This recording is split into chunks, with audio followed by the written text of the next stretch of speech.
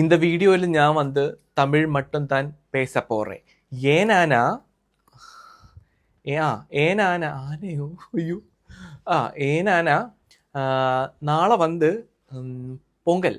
അപ്പോൾ ഞാൻ വിസാരിച്ചു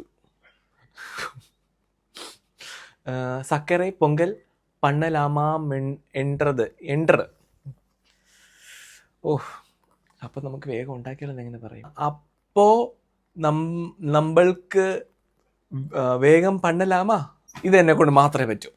അപ്പോൾ നമുക്ക് വേഗം ഉണ്ടാക്കിയാലോ. ഇതിൻ്റെ അളവുകളെല്ലാം ഞാൻ കൊടുത്തേക്കാട്ടോ. കുറച്ച് പാലും വെള്ളം കൂടെ തിളച്ച് വരുമ്പോഴത്തേക്കും നമ്മളൊന്ന് പാനിലിട്ടൊന്ന് വറുത്ത പച്ചരിയും ചെറുപയർ പരിപ്പില്ല അതിട്ട് നന്നായിട്ട് ഉടച്ച് വേവിച്ചെടുക്കണം. വേവിച്ചുടച്ചെടുക്കണം, അതാ ഉദ്ദേശം കേട്ടോ.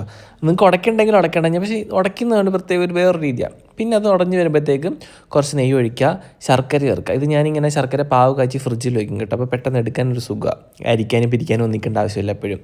എന്നിട്ട് അതും ശർക്കര പാനും ചേർത്ത് നന്നായിട്ടൊന്ന് വരണ്ട് വന്ന് കഴിയുമ്പോഴത്തേക്കും ഏലക്കാപ്പൊടിയും കുറച്ച് നെയ്യും അണ്ടിപ്പരിപ്പ് ഒക്കെ വറുത്തിട്ട് നമ്മളിങ്ങനെ, എനിക്ക് മുന്തിരി ഇടുന്ന ഇഷ്ടമല്ലാത്തതുകൊണ്ട് കമൻറ്റ് ചെയ്യണം കേട്ടോ.